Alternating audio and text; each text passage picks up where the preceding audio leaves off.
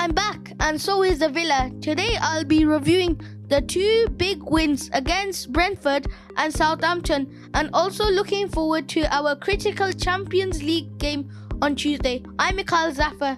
Please follow and like my social media channels, and don't forget to comment on my videos.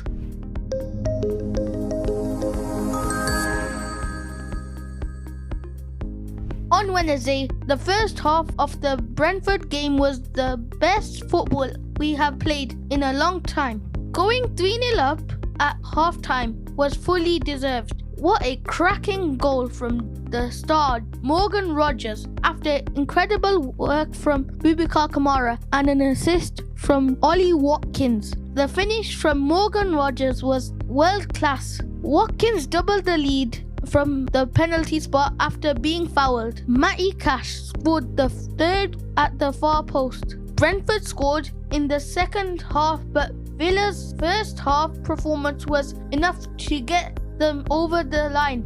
It was great to see Tyrone Mings back at the heart of the defense. After a long injury battle, he was everywhere and my man of the match. On Saturday, it was the coldest, wettest game I've ever been to, with dangerously high winds. The game was incredibly difficult, but we scored 3 valuable points through a brilliant goal from John Duran. Unai Emery made some changes to the team. With one eye on the big Champions League game, we should have scored a lot more against Southampton, and it was worrying that we are creating so many chances but not scoring enough goals. We have to be sharper in front of goal. Today I'm joined by our regular pundit Almin Mia. Almin, what do you think went wrong at the club? Over the last 8 games, we've had one of the worst times in Aston Villa's history recently. I believe that this is due to the fact that too much workload because of being the Champions League, where our players are tired, and Unai Emery has been sussed out especially by manager Arne Slot and the Chelsea manager. They have said he's very predictable and he has got nothing under his bag to allow teams to say, yes, Aston Villa have came to us today.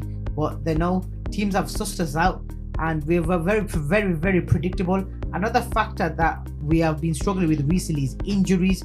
Being in the Champions League, we've had many injuries, i.e. Onana, Barkley, Ramsey, Konza have been out, which has meant for us to Aston Villa, for like Unai Emery especially, he has to keep changing the teams around, which players aren't used to at the moment because of the Champions League. We're racing too many games and players are burnt out. So we have been having different teams for different games, and this is not stable for us. That's one of the reasons why we've had a bad spell over the last 8 games. We played well against Brentford. What did you make of the Morgan Rogers goal? That was a fantastic goal under the lights of Villa Park. I was sitting in the Trinity upper. What a goal, what a view. This was amazing. The young man had a bit of dip of form, but after getting England call up, this has proved to people that Morgan Rogers still has a lot to go. He's got a lot to show. What an amazing goal. One of the goals of the season, I think, so far. Tyrone Mings has returned back from injury. What do you make of his return? What did I make of return? Against Brentford, he's played really well. There was no errors in him. When last time against the Champions League club Bruges, he did make a mistake. However, he's come back to the team. He has done well against Brentford. But I think Pau Torres and Konza are the people to lead Villa on. Mings will be a great option, a great backup option if any injuries do occur or we do need to rotate some teams sometime. Mings is a phenomenal player. He'll be a good player for Aston Villa once again. The weather conditions against Southampton were tough. What did you make of the win?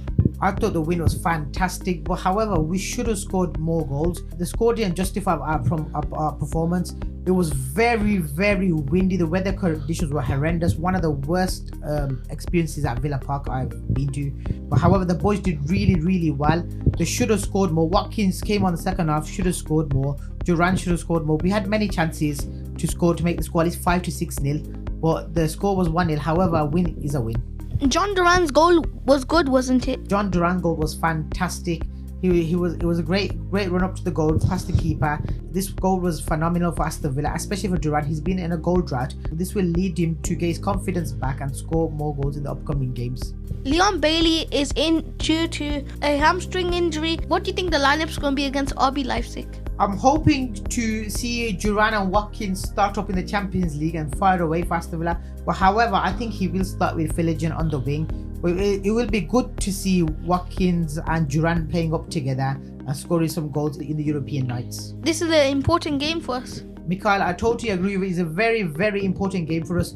If we win this game, we will be closer to automatic promotion to the next round of the Champions League. If we don't win this game, there'll be more chance of being in the playoff. But we need to win this game, as we don't want to get extra games in between, and we want to automatically go through, which is more money for the club and less games for the players. Almin, thank you for giving us your time. Please follow my social media channels and like and comment on this video. Let me know if you agree or disagree with our analysis. Up the Villa!